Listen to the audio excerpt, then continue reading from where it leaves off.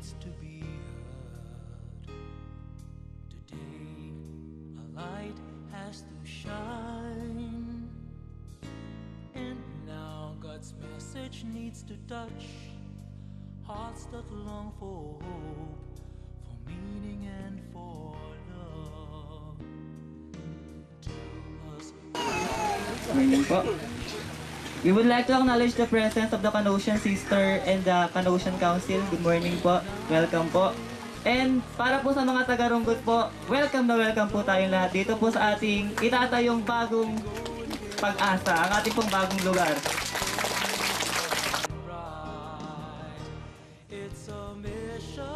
Ako po'y nasurpresa na ito po na ang ipagkakaloob ng Gawad Kalinga at ng Canossian Sister ay panghabang buhay na po na pakikinabangan ng ating pong mga tiga-sityo Runggot. At ganitong baha. Naalala niyo pa? Kami mga Madreng Canossiana, pagkatapos noon ay nagtipon kami upang magbahaginan ng mga nangyari sa aming mga areas at kung paano kami tumutugon sa pangangailangan ng mga taong naapektuhan, lalo na ng mga mahihirap. Ang inyo pong lingkod ang miyembro po ng Couples for Christ Global dito sa probinsya ng Laguna at kasama ko po ang ating mga kapatid sa couples na kami po ang gumagawa at tumutulong at kapartner po ng Gawad Kalinga. No? Kasama po natin ang ating Provincial Director, si Brother Ompong. Brother Ompong, pakitayo. At si Brother Gomer, siya po ang aming in charge sa shelter. No? At ang ating pong kapatid na si Leia, di Malanta, hindi po nalalantayan, napakasipag. Siya po ang aming project director dito po sa City ng Laguna. No? At ang ating pong Kalamba. Ang ating pong City. Ayan, City ng Kalamba. Kasama po natin ang Executive Director ng Gawad Kalinga, si Brother Luis.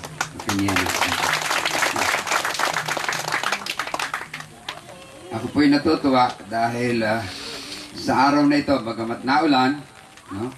Ito po'y siguro ay natutuwa ang langit dahil ang unang hakbang po tungo sa isang pangarap para matupad ay ginagawa po natin sa umagang ito. Sa Laguna po ay meron na po tayong 33 villages na nagagawa ang Gawad Kalinga sa 16 na sites dito po sa buong Laguna. It is how we will really now act as a people to overcome poverty. Yung kahirapan kasi ay hindi lamang masosolve ng isang administration, ngunit yung kahirapan ay pwede nating talagang tugunan kung lahat tayo ay magkakaisa. Kaya dito may mga sisters tayo, may mga estudyante, saka may kasama din tayong Muslim, dahil yun po yung diwa ng Gawad Kalinga. No, yung diwa ng Gawad Kalinga ay hindi lamang tugunan yung material na kahirapan, ngunit yung bakit nga ba tayo mahirap? Dahil tayo bilang bansa ay hindi pa tayo isang bansa, nagkakanya-kanya. Kaya minsan pasalamat tayo kay Undoy dahil nagkaroon ng ganitong pagkakataon. Ngunit ang sinasabi naman ni Sister kanina, hindi na natin kailangang antayin pa na magkaroon ng pangalawang Undoy para gumalaw tayo. Sa sinabi naman ng administrator natin na yung commitment nila, yung taya natin sa bayan ay para itayo itong komunidad na ito. Kaya kami naman sa Gawad Kalinga, in behalf of the close to 2,000 GK communities, no, kami na natutuwa talaga na yung mga lokal ay nagkakaroon na ng mga initiatives na ganito. Nakakatuwa. And it can only happen because there's a bigger power orchestrating everything.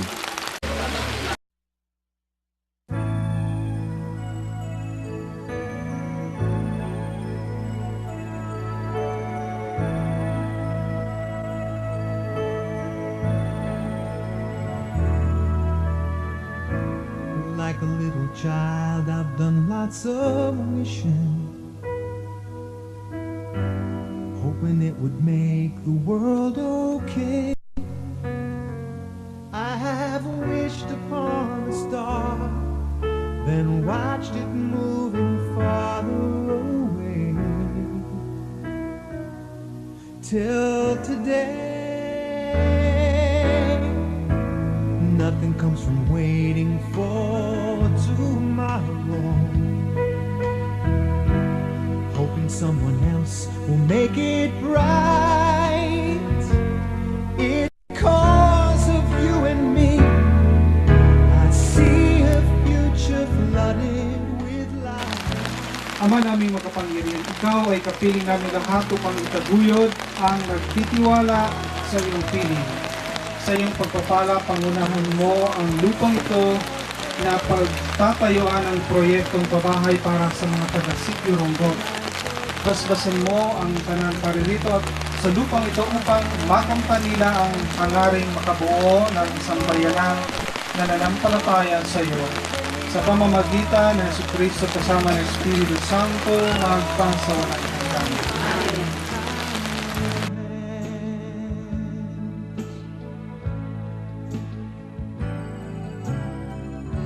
Sometimes when I read the morning paper,